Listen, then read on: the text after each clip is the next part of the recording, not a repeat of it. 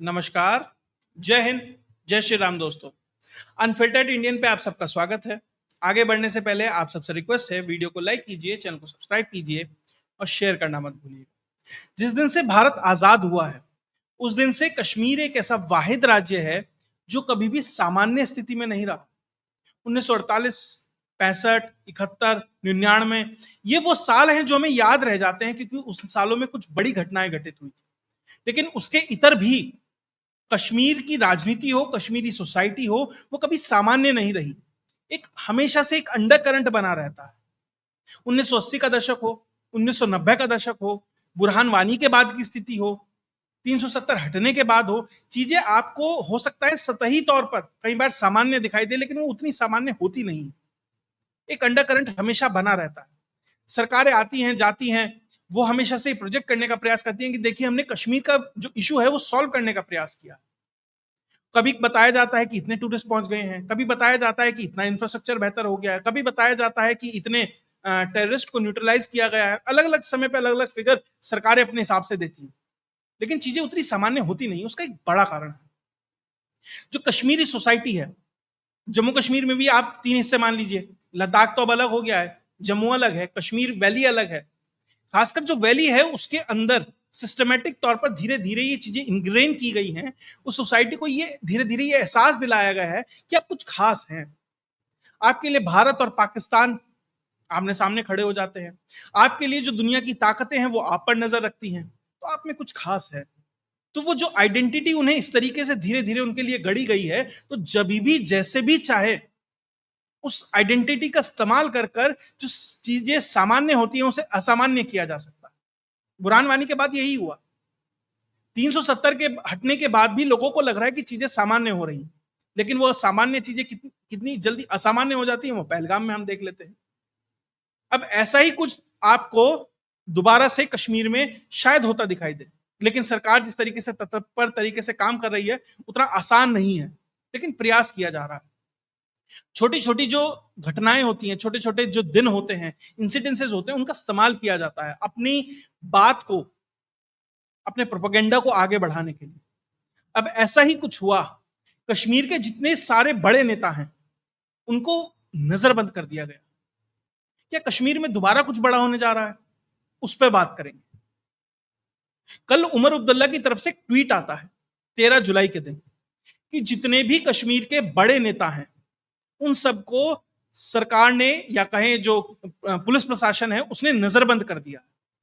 और उन्होंने ट्वीट किया, ये अरुण जेटली ने कभी कश्मीर के बारे में ये कहा था कि टिरेनी ऑफ अनइलेक्टेड है कश्मीर। खैर वो किसके लिए कहा था वो ये नहीं बताएंगे, लेकिन उन्होंने कहा कि देखिए अनइलेक्टेड है गवर्नर साहब, अनइलेक्टेड है पुलिस प्रशासन, अनइलेक्टेड है केंद्र सरकार, और वो किस तरीके से हमें नजरबंद कर रही है। जो पुलिस प्रशासन है उसकी चौकसी धीरे धीरे इन लोगों के घर के बाहर बढ़ जाती है। पुलिस प्रशासन ये नहीं कह रहा कि हमने नजरबंद किया, उन्होंने कहा कि ड्यू टू सिक्योरिटी कंसर्न्स हमने वहां पर जाकर जवानों की तैनाती बढ़ा दी गई। जो गुपकार गैंग है, फारूक अब्दुल्ला है, उमर अब्दुल्ला है, महबूबा मुफ्ती है, सज्जाद लोन है, अल्ताफ बुखारी है, जितने एमएलएज हैं, सिटिंग एमएलएज हैं रूलिंग पार्टी के, सीएम के एडवाइजर हैं, ऐसे बहुत सारे लोग हैं, उनको लगभग नजरबंदी जैसी स्थिति आ गई बकौल उमर अब्दुल्ला। और सरकार के हिसाब से उनका जो सिक्योरिटी है उसे बढ़ा दिया गया। हो क्या रहा है पूरा खेल उसे समझना है। क्या कुछ बड़े की तरफ ये इशारा है क्या? 13 जुलाई जो कश्मीर है, जो उसके लिए बहुत खास है। 13 जुलाई 1931 के अंदर एक गोलीकांड हुआ था कश्मीर के अंदर, डाउनटाउन श्रीनगर के अंदर। उस समय वहां जो राज था वो राजा हरि सिंह का था। अब क्योंकि डेमोग्राफी इस तरीके से थी तो उन्हें बहुत पसंद नहीं आता था कि भैया राजा हरि सिंह का राज हो और एक हिंदू राजा हमारे ऊपर राज करे। तो वो कहीं ना कहीं सेंस था उस समाज के अंदर। उसके बाद जो हिस्टोरियन है वो किस तरीके से काम करते हैं और 5 7 10 घटनाओं को जोड़कर वो कह देते हैं कि भैया 13 जनवरी को जो घटना घटित हुई थी, जो गोलीकांड घटित हुआ था, वो इन 5 7 घटनाओं का 1982 से चीजें उठाकर ले आते हैं। हुआ क्या था? एक अब्दुल कादिर नाम का एक व्यक्ति था, उसने एक बहुत बड़ा भाषण दिया, भीड़ देखी, उसके अंदर जोश आ गया, आम सिपाही टाइप था। उसने एक भाषण दिया उस समय के जो राजा थे हरि सिंह और उनका जो प्रशासन था उसके खिलाफ। उसके बाद उसे पुलिस डिटेन कर लेती है। उसके ऊपर जब केस चल रहा होता है तो हजारों की भीड़ श्रीनगर सेंट्रल जेल को घेर लेती है, क्योंकि उसी के अंदर उसका ट्रायल चल रहा था। और उसके बाद वहां स्थितियां अनियंत्रित होने लगती हैं।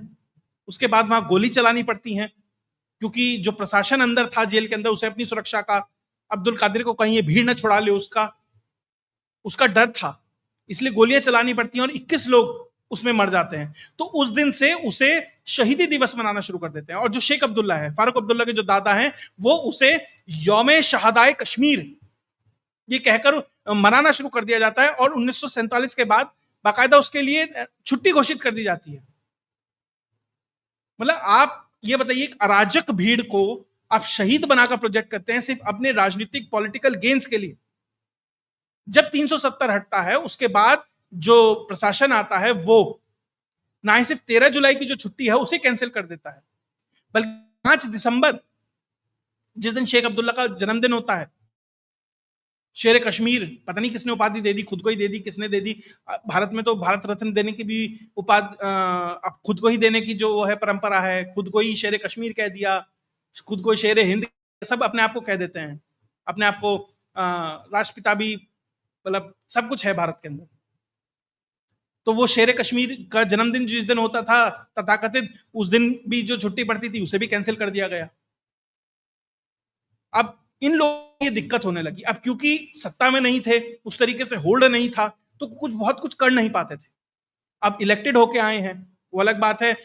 जो शक्तियां हैं वो सीमित हैं, आधी हैं। पहले कुछ समय तो वो बोले नहीं, 1-2 साल तो उन्हें समझने में, 1 साल तो समझने में लगा कि किस तरीके से केजरीवाल मॉडल ना बन जाए हमारा। तो धीरे धीरे अपनी पावर को गेन किया, अपने संगठन को मजबूत करना शुरू किया। अब क्योंकि उन्हें लग रहा है कि अब वो समय है अपने आप को वापस से, जो सामान्य स्थिति वाली बात थी ना, उसमें से असामान्य में निकलना शुरू हो गए। अब 13 जुलाई को ये पूरा का पूरा गुपकार गैंग उस तथाकथित मार्टियर्स ग्रेवयार्ड में पहुंचने की प्रयास करता है। श्रीनगर डाउनटाउन में वो जगह है जहां पर इन 21 लोगों को दफनाया गया था। अब क्योंकि प्रशासन को ये था कि भैया स्थितियां अनियंत्रित ना हो जाए, इंटेलिजेंस की भी ये रिपोर्ट थी कि चीजें शायद उतनी सहज नहीं रहेंगी, उतना आसान नहीं है हर बार की तरह। जब ये लोग जाने लगते हैं तो प्रयास किया जाता है कि स्थितियां खराब ना हो, तो इन्हें रोकने का प्रयास किया जाता है। फारूक अब्दुल्ला बाकायदा दीवार फांद कर, जो फेंसिंग होती है उस ग्रेवयार्ड की, उसे फांद कर अंदर गए, क्योंकि उन्हें अपनी पब्लिक को भी दिखाना है, उसे भी प्रोजेक्ट करना है कि देखिए हम आपके लिए खड़े हैं, हम आपके लिए लड़ रहे हैं। मैं वापस से कहता हूं, वो अंडर करंट हमेशा से है, और उस अंडर करंट को ये गुपकार गैंग बहुत भली भांति जानता है। दिल्ली में बैठा हुआ वो ब्यूरोक्रेट उस स्थिति को नहीं समझ रहा है, उस समाज को नहीं समझ रहा है, वो समयबाई कर रहा है। ये पॉलिटिकल पार्टीज बखूबी जानती हैं, ये भी समयबाई कर रहे हैं। जिस दिन ये वापस से इकट्ठे होंगे या वापस से उस स्थिति में आएंगे, तो अभी तो आपको लगता है कि प्रधानमंत्री जाके किसी ब्रिज का उद्घाटन करते हैं तो फारूक उमर अब्दुल्ला बहुत अच्छी अच्छी बातें करते हैं, देखो हृदय परिवर्तन हो गया, नहीं हुआ। उदाहरण देता हूं, जब इलेक्शन का समय आता है, जब वोटिंग का समय आता है, तो किस तरीके से कॉन्शियस जागता है इन लोगों का, और एक स्ट्रेटेजिक तौर पर वोटिंग होती है। क्या क्या गुणागणित था भारतीय जनता पार्टी का कि भैया यहां पर तो हम अकेले हैं, जम्मू में हमारी ज्यादा सीटें आ जाएंगी, कश्मीर वैली में महबूबा मुफ्ती भी है, नेशनल कॉन्फ्रेंस भी है, राशिद इंजीनियर भी है, जमात वाले भी हैं, आम आदमी पार्टी भी है, कांग्रेस भी है, तो भैया वोट स्प्लिट हो जाएगा और हम जीत जाएंगे। लेकिन वहां के लोगों ने स्ट्रेटेजिक वोटिंग इस तरीके से की, भैया एक को चुनना है। महबूबा मुफ्ती बीजेपी के साथ चली गई थी तो उसे सजा देनी है, और कोई मजबूत है नहीं, तो भैया एनसी के पीछे खड़े हो जाते हैं, और आप देखिए जाकर उनकी सत्ता बन जाती है। इतनी छोटी सी बारीक सी चीजें लोग नहीं समझ पाते, और इन छोटी छोटी घटनाओं का इस्तेमाल कर कर, 13 जुलाई है, छोटी सी घटना है, उसका इस्तेमाल कर कर अब देखिए किस तरीके से प्रोजेक्ट किया जाएगा। और इसकी तैयारी ऐसा नहीं था कि 13 जुलाई थी उसी दिन वो दीवार फांद कर चले गए उमर अब्दुल्ला, उससे पहले भी तैयारी की जा रही थी। वो ममता बनर्जी से मिलने जाते हैं, उनसे सपोर्ट के लिए बात करते हैं। आप देखिए ममता बनर्जी ने बाकायदा इसके सपोर्ट में ट्वीट किया है। अब अंतरराष्ट्रीय स्तर पर भी इसके लिए आपको अखबारों में आर्टिकल छपते दिखाई देंगे, वो पूरा का पूरा डायस्पोरा एक्टिव हो जाएगा कि देखिए किस तरीके से भारत में अनडेमोक्रेटिक तरीके से लोगों को रोका जा रहा है।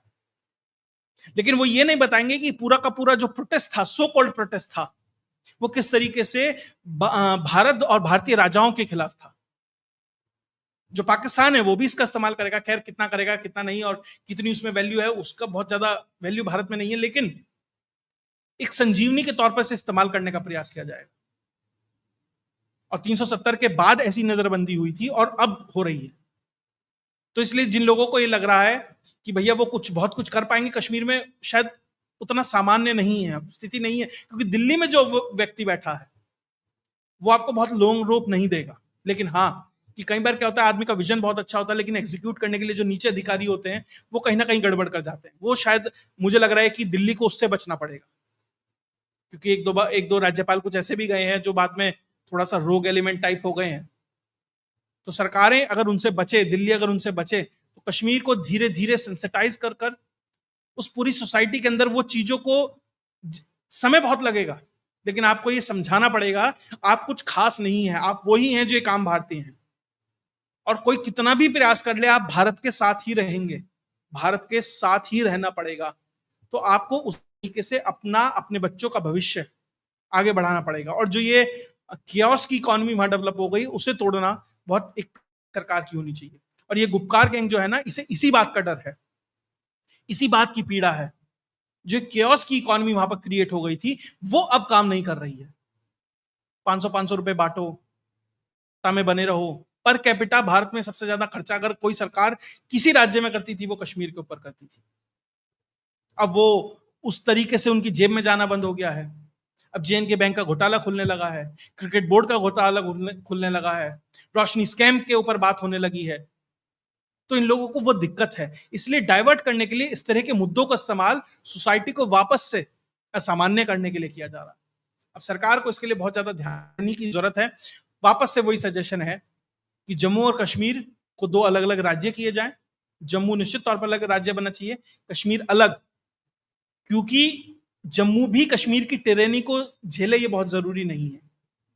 और कश्मीर को फिर उस तरीके से आपको अलग से रेगुलेट करना पड़ेगा, उसके लिए अलग से स्ट्रेटेजी करनी पड़ेगी, क्योंकि आप कश्मीर के लिए जम्मू के लोगों को सफर करने दें वो बहुत सही नहीं है। अब लद्दाख का तो पीछा छूट गया, तो जम्मू का क्यों ना छूटे। कश्मीर के लिए अलग तरीके से स्ट्रेटेजी बनाकर उसे सॉल्व करने का प्रयास किया जाए। बहुत बड़ी पट्टी नहीं है, बहुत बड़ा एरिया नहीं है कश्मीर, लेकिन जिस तरीके से उसे प्रायोरिटी दी गई, लेजिस्लेटिव असेंबली के अंदर हो, फंडिंग के अंदर हो, उसकी आवाज को जिस तरीके से अंतर्राष्ट्रीय स्तर पर, राष्ट्रीय स्तर पर जगह मिली है, वो एक तरीके से जम्मू के लोगों के लिए इनजस्टिस है। और ये प्रयास सिर्फ 13 जुलाई नहीं है, ऐसे हर साल हर दिन ये लोग प्रयास करते रहेंगे कि वापस से किस तरीके से क्योस हो, क्योंकि गुपकार गैंग भी कश्मीर का भला नहीं चाहता है। उसके लिए सिर्फ और सिर्फ एक प्रायोरिटी है, किस तरीके से सत्ता में बना रहा जाए, स्थिति को सामान्य की तरफ ले जाकर। और ये दिल्ली को बहुत बेहतर तरीके से समझना होगा। जितनी जल्दी और सही तरीके से समझेंगे उतनी जल्दी इस कश्मीर का जो इशू है, कश्मीर की जो प्रॉब्लम है, उसे सॉल्व कर पाएंगे। और जो लोग ये नजरबंदी कह रहे हैं ना, इंटेलिजेंस रिपोर्ट थी, निश्चित तौर पर चीजों को सामान्य रखना था, तो सामान्य रखने के लिए जो भी करना पड़े वो करना पड़ेगा, और वो कर रहे हैं। राज्यपाल हो, दिल्ली हो, या वहां का पुलिस प्रशासन हो।